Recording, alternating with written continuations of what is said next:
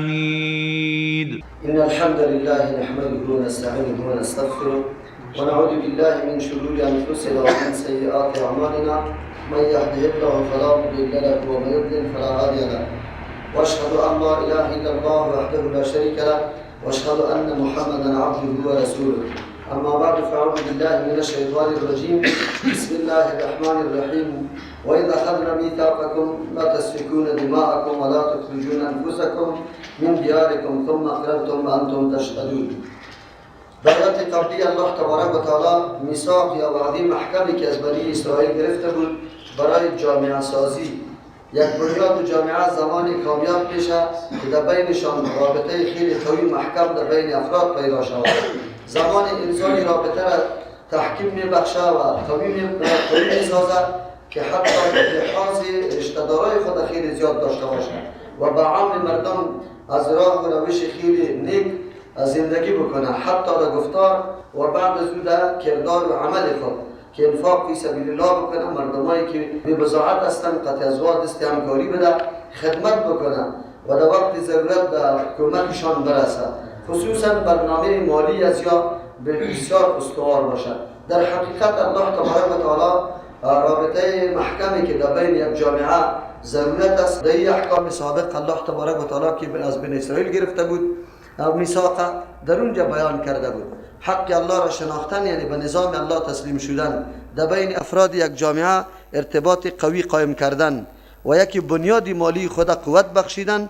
سه موضوع الله تبارک و تعالی در ما قبل بیان کرد. برای ما شما درس شد که اگر ما بخوایم معاشره ما سالم باشه و ما مستحکم باشیم و مورد تعرض دشمن قرار نگیریم، زمان ما کامیاب میشیم که نظام الله را کل ما تسلیم کنیم. دوم، رابطه خیلی قوی در بین افراد می جامعه موجود باشه. سوم، برنامه مالی استوار به قانون شریعت باشه که او برنامه زکات است. و همچنان هر کدام ما رابطه خیلی قوی با الله تبارک و تعالی داشته باشیم، یعنی ما پابند نظام الله باشیم.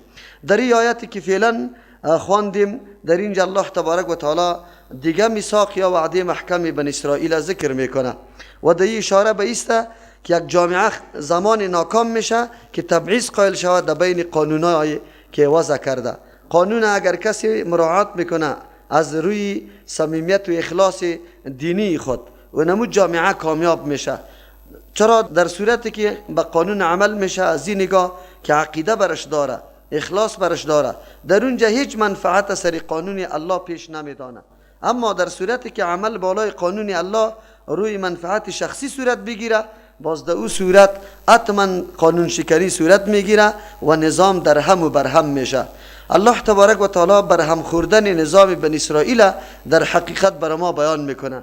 یکی از خباثت های از ای بود که حتی در برنامه هایی که از طرف الله تبارک و تعالی برشان داده میشد و تبعیض قائل بودن، هر برنامه‌ای که موافق خواهش و منافع شخصی در آن مربوط بود او برنامه را عملی میکرد و از او لاف میزدن که ما بندگان الله هستیم، پابند قانون الله هستیم.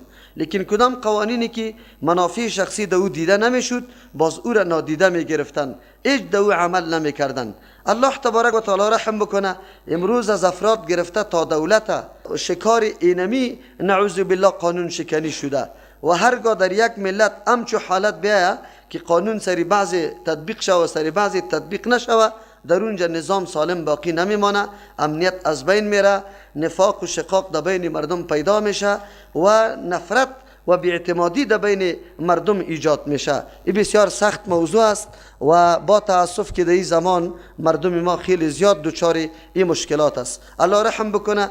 در اینجا الله میفرمه و اذا اخذنا میثاقکم، قابل یادآوری است در آن وقتی که ما گرفتیم وعده محکم از شما ای بنی اسرائیل، لا تسفکون دماءکم. سه دستور یا قوانین الله برای بنی اسرائیل پیش کرده.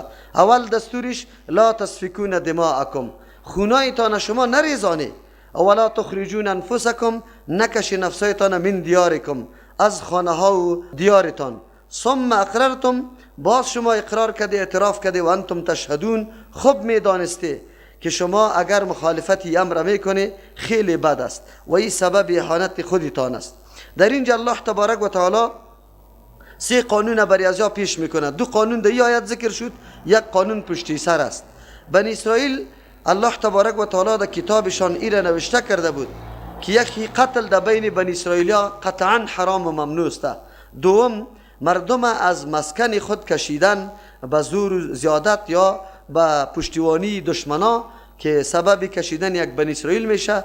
این دوم مسئله. سوم مسئله، اگر یک بنی اسرائیل در دست دشمن قیدی و اسیر میشه، همه بنی اسرائیلیا مسئولیت داره که برای خلاص کردن او اسیر از فدیه مالی بپردازه و او آدم خلاص بکنه.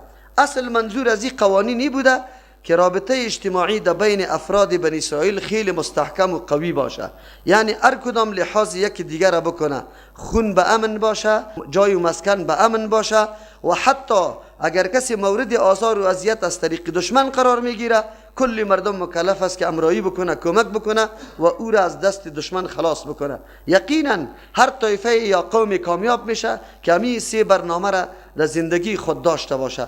اما بنی اسرائیل دو برنامه که مهمترین برنامه بود و اول در سر فهرست ذکر شده بود، او یکی قتل و یکی از خانه کشیدن، او را در قصهش نبودن، بلکه دستی خود با دشمنان یکی میکردن. بنی اسرائیلی خود قتل میکرد، بنی اسرائیلی خود از خانهش میکشید. لیکن موضوع دوم که اسیر شدن است، او را به غرض منافع شخصی و عمل میکردن، چرا که چنده جمع میکردن خیلی زیاد، بعد از او برای خلاص کردن اسیر پول کمی را مصرف میکرد، دیگه پول در جیب میزدن، یا به خاطر منافع شخصی. از اینجا معلوم شد که بنی اسرائیل به احکام الله تبارک و تعالی از روی ایمانداری عمل نکردن، بلکه از روی مصلحت شخصی. یکی خود تبعیض قائل شدن در بین احکام، یک حکم عملی کردن دیگر رد کردن. دوم استعمویی که عملی هم میکردن انگیزش اخلاص و ایمان نبود، انگیزش منافع شخصی بود. در حقیقت الله تبارک و تعالی امتی پیغمبر علیه السلام هشدار میده، بیدار میسازه که اگر در بین شما اینطور حالت پیدا شد که تبعیض قائل شده در بین احکام الله، یکی را عمل کردی و دیگر را ترک کردی، یا است که انگیزه عمل بالای احکام الله تبارک و تعالی ایمان و اخلاص نباشه، بلکه منافع شخصی و قومی و تنظیمی و ایگپا باشه، و بعد از شما سرش عمل میکنی، بعد از شما امید یا طمع نجات و فلاح نداشته باشه. در این صورت است که امن از بین میره، نفرت در بین جامعه پیدا میشه. الله رحم بکنه. یقینا امروز امو نشانه ها را مکمل ما و شما میبینیم، تشریح میکنم براتان. در اینجا الله تبارک و تعالی عجیب تعبیر داره. قرآن کریم چی احساسی را در وجود انسان پیدا میکنه در مقابل یک برادر مسلمانش. الله تبارک و تعالی در اینجا بنی اسرائیل میگه لا تسفکون دماءکم، شما خونایتان نریزانی. آیا کس خدا میکشه، خونی خدا میریزه؟ هیچ کسی پیدا نمیشه. بله بعضی طایفه ها پیدا میشه که از روی دیانت و عقیده خدا علال میکنه، نعوذ بالله، مثل ده هندوها تا الحاله همچو عقیده وجود داره، به این خاطر که ما قربانی بدم خدا نعوذ بالله میکشند. یک موضوع در اینجا است، این از نگاه دیانتشان همی کارا میکنه، تنها ده هندوها وجود داره. دوم خون ریختاندن خود انسان توسط از اینکه زیر بار فشار زندگی خیلی قوی بیا و راه نجات نداشته باشه، تکیهگاه نداره، خدا انتحار میکنه. انتحار نحر میگه گلونه، و یا میگیره رسمان در این گلون خود میپرته، بعد از او خدا آویزان میکنه تا که دور خورده و نفسش برایه. اینی را به نام انتحار یاد میکنه. یکی استشهاد است، طلب شهادت است، یعنی در راه الله تبارک و تعالی برای محو کردن کافر خود قربانی کردن، او استشهاد نام داره. او را انتحار گفته نمیتونیم. انتحار وقتی میشه که انسان از زندگی خود تنگ میه، او دیگر پشت و پناهی نداره، راه و چاره نداره، مجبور خدا بکشه، دیگه کدام راه کامیابی یا راه بیرون رفتن برش موجود نیست. الحمدلله در اسلام انتحار حتی بسیار در 1000 نفر در یک سال اگر یک نفر پیدا بتانیم، او هم حتما مؤمن واقعی نیست. او کسی که مؤمن واقعی است گاهی هم دوچار همچو مشکل نمیشه. چرا؟ مؤمن که هر قدر تکلیف و فشار زندگی و مصیبت و ظلم همه گپا سرش بیا، بازم تکیهگاه وجود داره. امیدش به الله تبارک و تعالی است که اینمی ظلم مرا الله انتقام میگیره، اینی مشکلی مرا که در آخری حالت است الله حل میسازه. چی یک درس عظیم است. اگر ما در اسلام هیچ بهره دیگری نداشته باشیم، از ما مردم سوال بکنه ما از دین اسلام چی بهره داریم، همین یک جواب بر ما کفایت میکنه. اگر ما دوچار هر نوع مشکل میشیم، فقر سر ما میاد، مریضی سر ما میاد، تکلیف سر ما میاد، ما دوچار مشکلات گوناگون میشیم، ما مایوس نمیشیم، ما حواس خود از دست نمیدیم، ما نعوذ بالله دست باخته و حواس باخته نمیشیم. چرا؟ تکیهگاه وجود داره، امید ما طرف الله تبارک و تعالی موجود می باشه. مؤمن باید همینطور عقیده داشته باشه که الله امو ذاتی است که در حالتی که انسان همه راهها و همه درها سرش بسته شوه، در الله تبارک و تعالی باز است. الله تبارک و تعالی امداد میکنه. همین یقینای پخته بود که یوسف علیه السلام و ابراهیم خلیل الله و صحابه کرام همین قسم نجات پیدا میکردن. چرا؟ در مورد ایمان خود و خیلی قوی بودن، مستحکم بودن، میدانستن که ما اگر هر قدر در مشکلات واقع شیم، بیرون کننده از مشکلات موجود است که الله متعال است. از همون خاطر است ما در طول زندگی خصوصا مردم مظلوم افغانستان بسیار مشکلات ها و رنج ها را دیدن. یقینا فشار اقتصادی سرشان آمد، شکنجه هایی که در زندان از طرف کمونستا و بیدینا در او عصر و همچنان در این عصر سری مردم بیگناه شده هیچ حد و اندازه نداره، اما دست به خودکشی ها نزده مسلمان. بازم اعتماد به این داره که روز فرا میرسه که الله تبارک و تعالی از این ظالما و از این مردمای حیوان صفت انتقام ما را میگیره. از این خاطر شما بسیار کم ببینی که در بین جامعه مسلمانا کسی انتحار کرده باشه، زندگی او را فشار داده باشه و خود کشته باشه. اگر کسی خود کشته هم که وقت مطالعه بکنه، تحقیق بکنه، ریشه یابی بکنه، حتما با دین رابطش کم رنگ است، دین خوب نشناخته، از او خاطر دست به خودکشی میزنه. در اسلام خودکشی حرام است و خصوصا که فشار زندگی سر انسان بیا کدام تکلیف مصیبت ای درست نیسته. حتی امام مسلمانا عالم باید جنازه تور شخص نخوانه، دیگه مسلمانا بخوانه. چرا؟ یک آدمی گناهگار است، به هر مؤمن گناهگار استغفار ضروری است، او ضرورت داره تو برش استغفار طلب بکو و این زجران آدم کلان جنازهش نمیخوانه که دیگرها پند بگیره. اما در دنیای غرب امروزی، در دنیایی که در اونجا عقیده حاکمیت نداره، شما میبینی روزمره یک آمار امریکا را برای خودکشی در یک سال شما ببینید در اخبار، به حیرت میفته که چه اینقدر نفوس خدا زده خودکشی کرده. ایران میمانی اگر از ممالک اروپایی را کلش جمع کنیم، همین خودکشی ها را برابر نفوس افغانستان میشه در یک سال که وا خودکشی ها میکنه. علت است که اونجا انگیزی عقیده وجود نداره، اونجا مردم وقتی دوچار مشکل میشه دیگه جای پناه نداره، هیچ امید برشان باقی نمیمانه. از همون خاطر است مجبور است خدا بکشه و این در دین سخت امر غلط است. حالی مشکل دنیا است، الله دنیا را در مشکلات پیدا کرده. هیچ مؤمن در دنیا این دعوا را نمیتونه که ما به همه مقاصد خود دست یافتم و دیگه هیچ ضرورتی ندارم.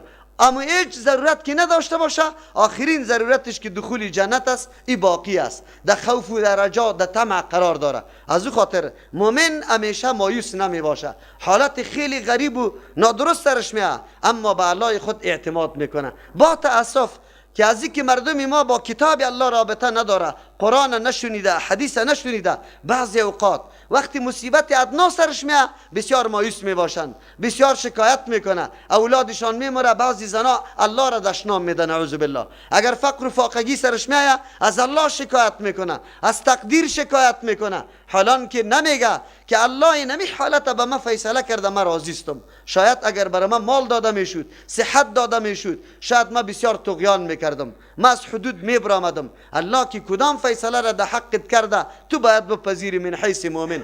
امتحان الله است که آیا در این امتحان کامیاب میشی یا نمیشی. در فقر تو را مبتلا کرده، اگر در مرض تو را مبتلا کرده، اگر در مصیبت تو را مبتلا کرده، در هر ناحیه که قرار داری مورد امتحان الله استی. الله است بشید امتحان میگیره. اینمی بندگی مؤمن است که او در حالت خوشی از حد نمیبره، نعوذ بالله تکبر نمیکنه، شادمانی نمیکنه و در حالت غم مایوس نمیشه، حواس خود از دست نمیده. برخلاف کسی که دین و عقیده نداره، او در وقت نعوذ بالله مشکلات بیخی مایوس است و نه دست به خودکشی میزنه، اما در وقت ناز و نعمت باز خود میبازه، بازی طور فکر میکنه در جهان مستم، افتخارات میکنه و شادمانی میکنه. این خاصیت ها و عملکرد کافر است، از مؤمن نیست. موضوعی که در اینجا مسئله استشهاد است. استشهاد طلب شهادت میگه برای اعلای کلمت الله. کسی که جان خدا فدا میکنه میدونه که اینجا کشته میشم، این بالکل درست است. در زمان پیغمبر علیه السلام استشهاد به این معنا که او را خود در معرض هلاکت داده، اما برای اعلای کلمت الله، برای کامیابی مسلمانان، در این مورد هیچ کدام شک و شبهه نیست، جایز است. بله، یک استشهادی که خود کسی انفجار میده در زمان پیغمبر به این سیستم وجود نداشت، اما علما نوشته میکنه اگر 5 شرایط پوره کرد این استشهاد هم جایز است. اول به خاطر رضای الله این کار بکنه، این کار که میکنه دیگر راه برای مبارزه و مقابله برش باقی نمانده باشه به جز از امیرا باید این کار بکنه. 2. سوم امی عملی آدم مؤثر سر دشمن تمام شوه. 4. ضررش زیاد برای مسلمانان نباشه. 5. وقتی که این کار میکنه منظورش فقط رضای الله تبارک و تعالی باشه، امر دیگری نباشه، اونو وقت برش استشهاد جایز است. پس ما تفکیک بکنیم در بین انتحار و در بین استشهاد. استشهاد برای خود شرایط داره، انتحار و نموره میگه که یک انسان دست به خودکشی میزنه از جهت تکلیفی که در زندگی بالایش عاید شده، این را ما باید بداریم. بله، از همون خاطر قرآن میگه لا تسفکون دماءکم، شما خونایتان بی موجب، بی هدف، بی مصلحت نریزانی. چرا؟ خون انسان ملکت تو نیست، این در اختیار تو نیست. به کسی گفته نمیتونی مرا قتل بکو، خونی خود برات بخشیدیم، این غلط گپ است.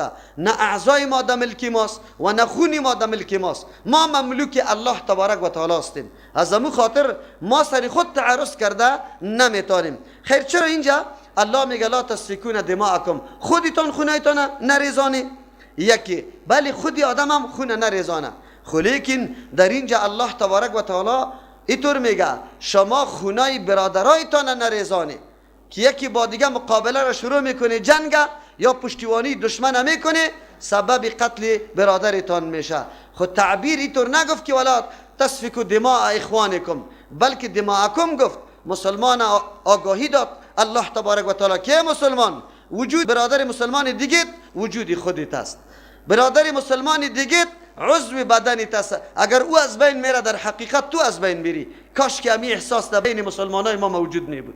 اگر مسلمانای ما امی احساس میداشتن هیچگاه دست به قتل کسی دیگری از مسلمانان نمیزدن. ولی با تاسف امروز بسیار جای تاسف است با نیروهای خارجی در مختلف ممالک جهان امی مردم مسلمان رهبر هستند، جواسیس هستند، همکار و مساعد هستند و میگیرن مسلمانای مخلص و دیندار خدا یا در بند میندازه یا قتل میکنه. اینطور مسلمانا یاد داشته باشه که طمع جنت نداشته باشه. چرا؟ اینی فرمان الله تبارک و تعالی مثلی که برای بنی اسرائیل بود برای مسلمانا هم است. اینمی قسم. چرا در مقابل مسلمان اهانت مسلمان و تحقیر مسلمان تو در نظر نگی اگر گرفتی تو مسلمان نیستی. پیغمبر علیه الصلاة و السلام نمیفرماید ای المسلم من سلم المسلمون من لسانه و یده، مسلمانی کامل کسی است که دیگه مسلمانا از ضرر دست و زبان و اما اعضایش باشه. ولی عجیب است که تو مسلمان میری تمام عمر بسیار به مهارت جاسوسی میکنی، سخنای مردم را ثبت میکنی، برای کفار پیش میکنی که سبب بند خانه، آزار و اذیت و قتل مسلمان میشه. تو باید دیگه عقیده نداشته باشی که من جنت برم، تو باید عقیده به این کتاب الله نداشته باشی. این فکر نکنی که من آلی امی پیسه مردار و خبیثه میگیرم باز مسجد جور میکنم، باز ختم میکنم، مردم جمع میکنم. قطعا امکان نداره و نمیشه. ای شما ای را یاد داشته باشه. با تاسف بسیار مردم دلار فریب داده، فکر میکنه من هر کاری زنا و نعوذ بالله دزدی بکنم باز یک ختم بگیرم گناهیم بخشیده میشه. جناب مسلمان با این پیسه حجت نمیشه، با این پیسه مسجدی که جور کرده ثوابت نمیشه. اگر تم ثواب از پیسه حرام کردی کافر هستی، زنت سر طلاق است، این حکم شریعت است. بسیار مردم در اینجا فریب میخوره. مالای مردم، زمینای مردم، خانه های مردم غصب کرده، خوش به ایسته که ما مسجد جور کردیم و حج کردیم. حجت نشده، سایسته که فریضه شاید از پیشت ساقط شده باشه، اعمال حج انجام داده، اما آن چیزی که الله از پیشت مطالبه کرده او را انجام نداده. این را خوب یاد داشته باشه. الله بر ما میگه ریختاندن خون مسلمان از برادر مسلمان مثل ریختاندن خون خود است. و این را میگه در جای ضرر دیگه کس در جای خود قرار دادن. یک قانون عمومی قرآنی است، برای ما یک آگاهی خیلی بزرگ میده. ما یک آیت قرآن اگر یقینا تأمل بکنیم آنقدر مسائل برای ما ثابت میشه که هیچ پرسان نکن. حالی بی برادر مسلمان تعبیر به نفس میکنه. چرا به نفس میکنه؟ به نفس به خاطر میکنه که زندگی تو استوار به برادرت است. اگر برادر مسلمان در پالویت نباشه، تو یک انسان، یک فرد نمیتونی کل مشکلات زندگی خود حل بکنی و زندگی بتانی. تو باید احساس بکنی تا وقتی که مسلمان در پالویم زندگی نکنه، ما یک روزم در اینجا تیر کده نمیتونم. تو برو در دشت و بیابان تنها زندگی کو که چطور زندگی میکنی. اما زمانی که در دشت و بیابان هستی، وحشت زده هستی، از هر طرف حراس داری که آلی دزد میاد، آلی دشمن میاد، آلی چیزای درنده میاد مرا میخوره. زمانی که در آبادی و خانه ها داخل شوی، احساس خطر از پیش دور میشه. تو انسان هستی، محتاج هستی. از امو خاطر به کسی که تو احتیاج داری باید او را از بین نبری. هیچ کس این را دعوا نمیتونه که من دست خود دور میکنم برای ما فایده داره. مسلمان برادر مسلمان خود از بین بردن دست خود قطع کردن است. از امو خاطر پیغمبر علیه السلام میگه المؤمنون فی توادهم و تراحمهم کل جسد الواحد. مسلمانان در محبت و در دوستی و در شفقت و مهربانیشان به مثل یک جسد واحد است. ولی افسوس که این تعلیمات پیغمبر علیه السلام مسلمانان یاد میگرفتن و در زندگی خود سریازی عمل میکردن. این گپ خیلی مهم بود، ولی با تاسف مسلمانان تا آلی را از این مزایا خبر نداره. یا الله در اینجا میگه لا تسفکون دماءکم، شما خونایتان نریزانه، شما سبب نشوی که سبب ریختاندن خون شما میشه. چی رقم؟ اگر تو در صدد قتل دیگه استی، دیگه هم در صدد قتل توسته. یمو طور است که در یک موقع پیغمبر علیه السلام گفت پدر و مادر دشنام نده. صحابه گفتن یا رسول الله کس کی پدر و مادر خود دشنام بده؟ گفت دیگر دشنام نده به پدر و مادرش که وام بری تو پدر و مادر تو دشنام میده. در حقیقت تو برای پدر و مادر دشنام دادی. چرا اگر تو پدر و مادر از او را دشنام نمیدادی، دیگه او دشنام نمیداد. دینای دیگر دو دشنام نده. چرا او باز به الله تو نعوذ بالله دو دشنام میده. در حقیقت تو به الله دشنام دادی. چرا که به دین از او تو دشنام دادی. دینا دشنام داده نمیشه، عاجزیش بیان میشه، بطلانش بیان میشه، خود دو دشنام داده نمیشه. این را یاد داشته باشه. این دیگه موضوع لا تسفکون دماءکم، خونه‌تان به دست خود نریزانه. قطعی طور مردم زورآور در مقابله میشی که تو یک روزم مقابله نمیتونی و دستی در زندان خونی ریخته میشه. او مسلمان هوشیار باش. یک تعداد جوانای با احساس فکر نمیکنه که ما چه قسم برنامه عملی داشته باشیم در زندگی خود و ما به اسلام از کدام ناحیه خدمت کرده میتونیم.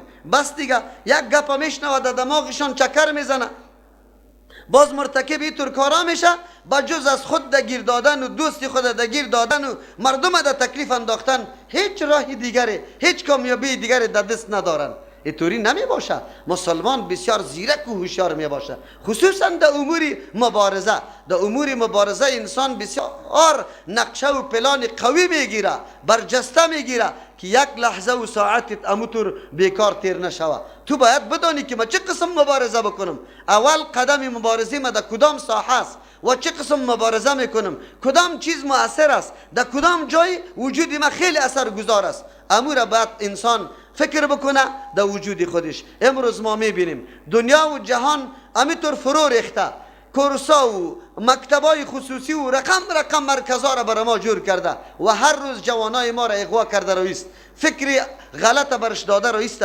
تالی تلاش بکو. همو 4 دانه دوستی که تا دین روز هم سنفید بود امروز چی نظریه داره؟ نماز میخوانه؟ نه. عقیده به روزه گرفتن داره؟ نه. تو یک تلاش خوب بکن، لا قلب در ذهن از ما فرضیت نماز و روزه را بشان که او بفهمه که بله اینی فرض است. تو میگی نه من میرم خود قربانی میکنم. به خود قربانی کردن خود چیزی نمیشه. تو بسیار برنامه قوی باید داشته باشی، مسلمانی متفکر هستی. تو باید از کدام درها و کلکینایی که دشمن داخل میشه او را کنجکاوی کنی، پیدا کنی و او درها را ببندی، بفهمی که دشمن از کدام ناحیه سرم حمله داره، باید اونمور راه های حمله را بند بسازی. قرآن عجیب دستورات بر ما میده. ای کاش که مؤمنای ما میدانستند. همونطور خود به زور ناگهان هیچ چیزی هم نکرده باشی برو در زندان تیر کو، مردم هم قتل به تکلیف، خودم به تکلیف. چرا؟ ما یک برنامه در دست گرفتم. کدام برنامه را؟ چی برنامه را؟ چی کمال و کمایی و چی امتیاز برای اسلام؟ امیر خب باید فکر بکنی. همینطور نیست دین اسلام. اینطور کسی که محض احساساتش بالا میشه خود در یک آتش میندازه، این اسلام نیست. ولا تلقوا بأيديكم الى التهلكه، پشت سر آیت میاد، اونجا ان شاء الله تشریح میکنیم. ولا تخرجون انفسکم، نکش نفسایتان. اینجا مراد همونطور است، نکش نفسایتان، عامل کشیدن نفسای خودتان نشوه که شما خودتان میگیری مردم دیگر از خانه ها بی خانه میکنه، یک روز وام قوت پیدا میکنه باستور از خانیت میکشه. این نمو حالتایی هستند که ما در دوران جهاد ما در عین حین پیروزی و وقت پیروزی مسلمان ها در این وطن ما امی حالتا مکمل عملی شد. خونا به ناحق ریخته شدن به محض بهانه. جناب عسکر به مجردی که جناب قماندان فرمان میداد که بکشه، بازو جناب تفنگ دور میداد، دز فیر میکرد. چرا؟ مرا قماندان امر کرده. امی عسکر تا حالی را نمیفهمید بیچاره که لا طاعت لمخلوق فی معصیت الخالق، برای مخلوق اطاعت و فرمانبرداری نیست. در آن جایی که نافرمانی کی میشه؟ الله متعال میشه.